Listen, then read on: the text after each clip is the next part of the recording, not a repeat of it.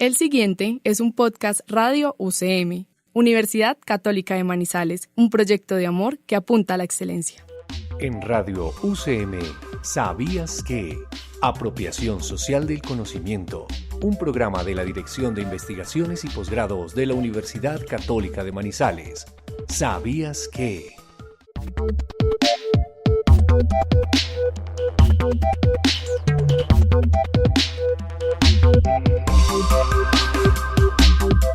Welcome to our program Sabías que from the research direction. Today we have two guests, Javier Naranjo from the Faculty of Engineering and Architecture and David Ospina from the Faculty of Education. Javier, how are you today? Hi, I'm fine. How are you? I'm doing pretty well. Thank you so much for coming. Thank you for your invitation. David, it's very nice to have you back in here in this session with us talking about some research projects. How are you today? Thank you, Matías, for the second invitation. I'm very good. Thank you. Thank you so much. Okay, Javier Naranjo is a researcher from the program Environmental Engineering. Javier, what can you tell us about yourself? I'm from Manizales. I'm chemical engineering. I have a master in chemical engineering and a PhD degree in the National University at Manizales. I've worked in the Catholic University since 2014 in the environmental engineering program.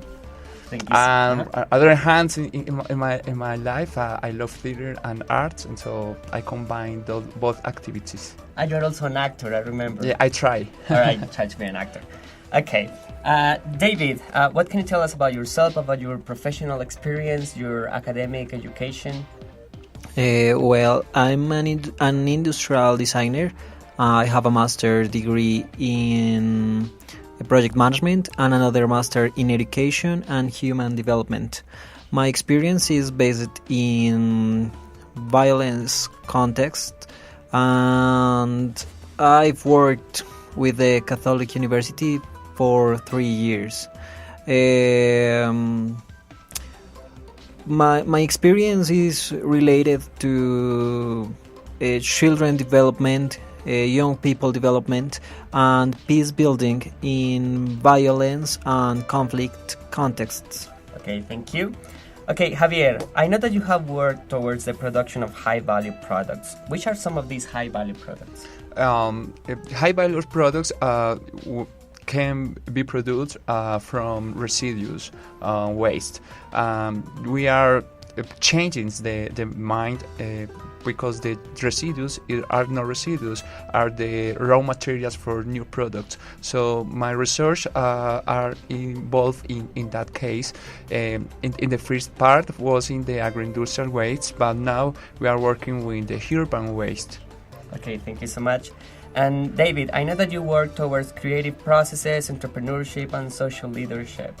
And what has your experience been in that field? Well, I have a foundation named Elephants of Colors, and we have worked in Ecuador, Mexico, and Colombia with creative and entrepreneurship processes with young people. We try to develop capabilities of creation of and leadership for new products and new projects in social communities, in environmental communities, and this is the field of action. Thank you so much, Javi. I know that nowadays you are working on urban sewage treatment. What can you tell us about that field, about that research? Okay, the wastewater is one of the main challenges in our societies, especially in Colombia, because we don't treat our wastewater, urban wastewater. So only few cities has a wastewater treatment plant. For instance, Medellin, Bogotá, Cali, Bucaramanga, but the other cities don't have a plant. So, and on the other hand, one of the products generated in the treatment of wastewater treatment plant is the sludge and the biosolids. So we are talking about a very huge problem, and we are working specific in the valorization of biosolids generated in that kind of plants. All right, awesome. David, I know that nowadays you are working on school violence, like directors and teachers, the stuff. What can you tell us about it?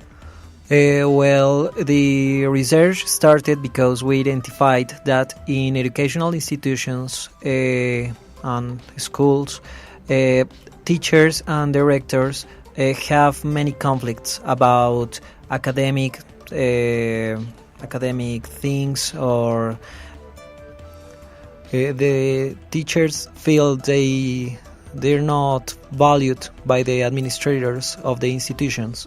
So we found with the investigation that the teachers don't have the resources in the institutions for develop their projects, their life projects in the school. Thank you. Javier, in this urban sewage treatment plant project, what method did you use?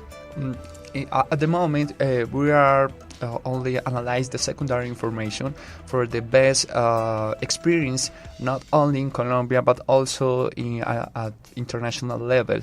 And it is very important for Manizales because we are in the planning and designing of our treatment plant.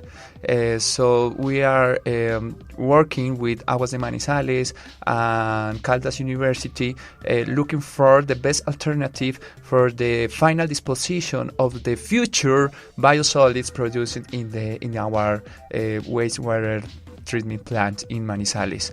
That analysis shows that the most important or the main alternative for Manizales that could be applied in the final disposition of that biosolids could be the biosolid used as a fertilizer, or maybe it could be used as energy generation by cogeneration, or it could be used as a raw material for bricks, the production of bricks for the construction industry.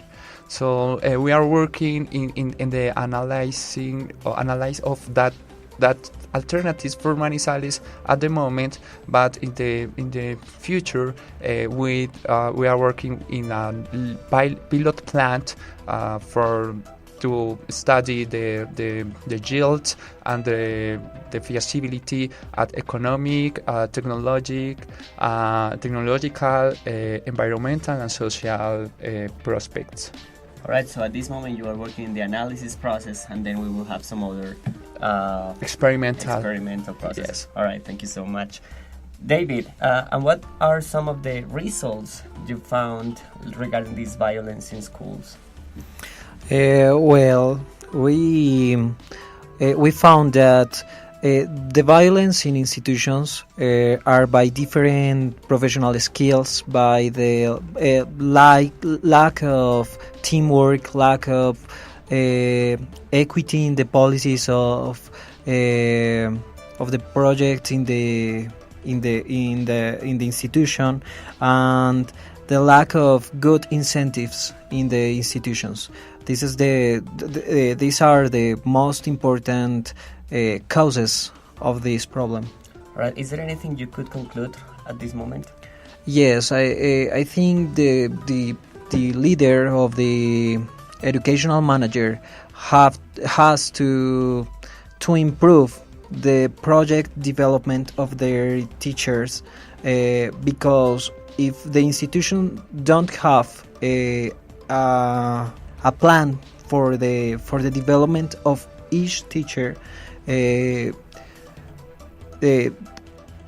teachers are going to feel bad about their development. And if the institution improve this field, the institution could evidence the improvement so quickly. and we identified something too. The institutions that develop a new plan about the development of the teachers, they can find new results so soon. That means that continuing professional development is one of the main factors to improve, like this event. Yes. All right, thank you so much. Javier, what are some of the conclusions that you can jump into right now? One of the main conclusion is the Colombia. It's very imperative the research of that kind of alternative for the final disposition of biosolids, because every city has a very huge problem because the biosolids are produced in huge quantities. For instance, in Bogotá produce 10 tons per day. In Medellin, 80 tons per day. In Bucaramanga, 30 tons per day. And in Manizales is projected to produce 22 tons per day of biosolids. So this is a very huge problem. We are working in looking for what we can do with that in the best way. In the mark in the point of view of the circle economy. That means that this is a point of critical analysis because it has increased towards the year in Colombia. It's a high percentage. That's a very high number of biosolids, right? Mm-hmm. Okay, thank you so much. Okay, Javier, David, we thank you so much for coming to this research conversation, and we hope to see you next time, maybe in a journal club or something like with more depth. And again, thank you so much for coming, Javi. Thank you so much for the invitation. All right, and our dear guest for the second time, David, thank you so much for coming. Thank you, Matías. Okay, dear listeners, for this research direction program, Sabías qué? We hope you enjoyed this conversation towards some research at the Catholic University of Manizales. We hope to listen and to see you next time.